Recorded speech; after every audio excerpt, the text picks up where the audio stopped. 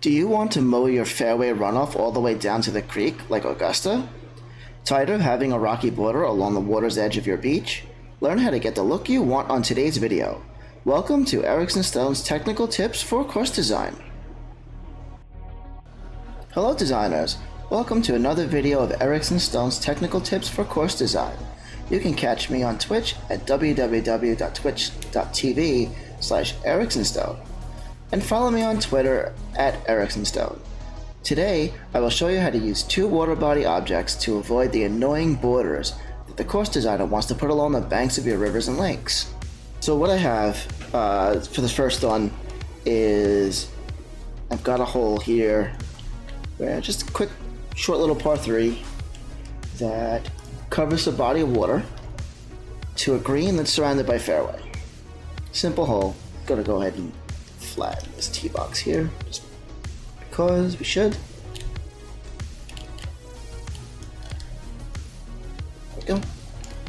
And the issue that we have with this look is where the water meets the terrain, you get this border right in here, and it looks terrible.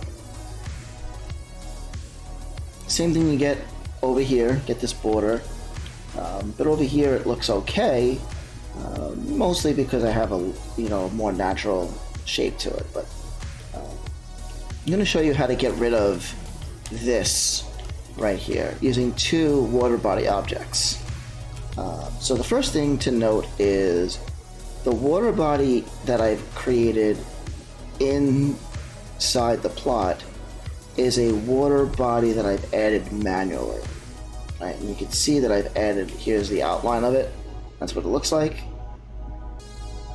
Okay.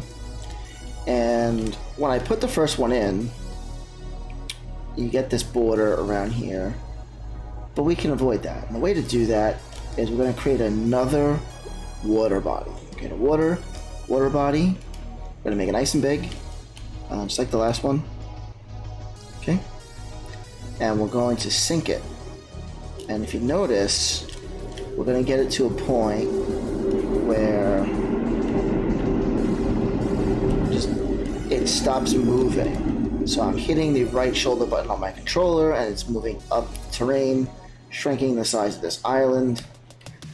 But once I get down to a certain point, it no longer starts to move, and that's because it's now underneath the water body that was already there. At this point, this is when I want to click the accept button or the place button, which in my case, PlayStation controller is the X button. And that's what happens. You can see I've got a little bit over here that I need to redo, and stick it a little more and drop it down. And you can repeat this process until you're happy with the look that you've achieved. And now you can see I can have the fairway, and if I play test this and I play the hole, okay, I've got 120 yards to the pin. I want to hit it 98.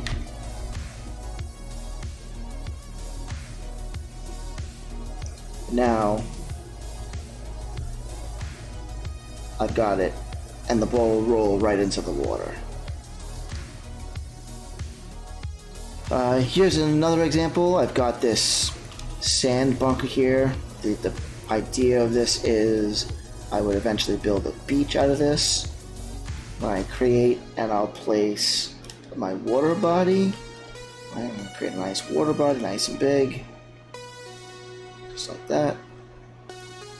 Make sure it's under all this terrain. I can make it even bigger. Just rotate it so it doesn't stick out. However want. Right. It's now above the wall, above everything. Let's put it down. Let's put it where we want. And I'm creating a beach effectively right here. And same thing. You can see that now I've got this rocky border at the end of the beach. Put another one, sink it down, and there you go. Now the beach is the sand runs all the way in to the water. A few things that you have to be careful of with this is that from the overhead view, you can't see the water very well.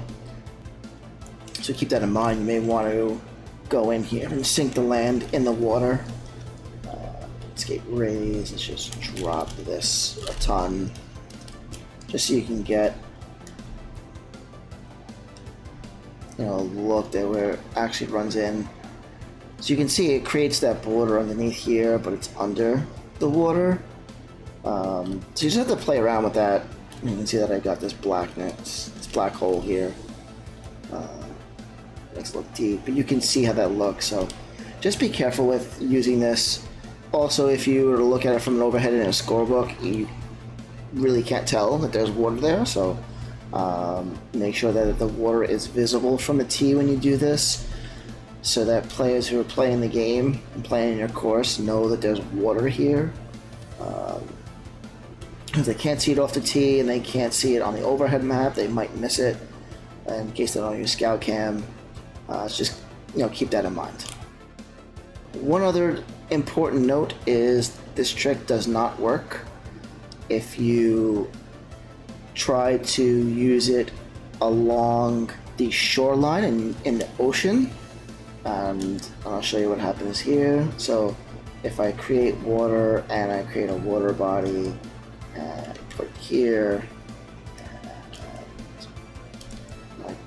now I'm along the ocean. I've got an island here. So one of the things you can do is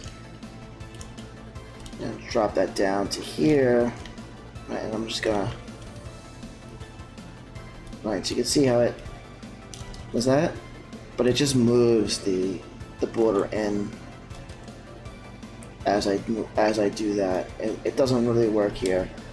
So just be mindful of that. That if you wanted to go and create a beach, the way we did, what I did, the way I did over here, that you have to do this inland. You can't use it on the shoreline, so it's not going to work too well on the edges of your plot on the shoreline there.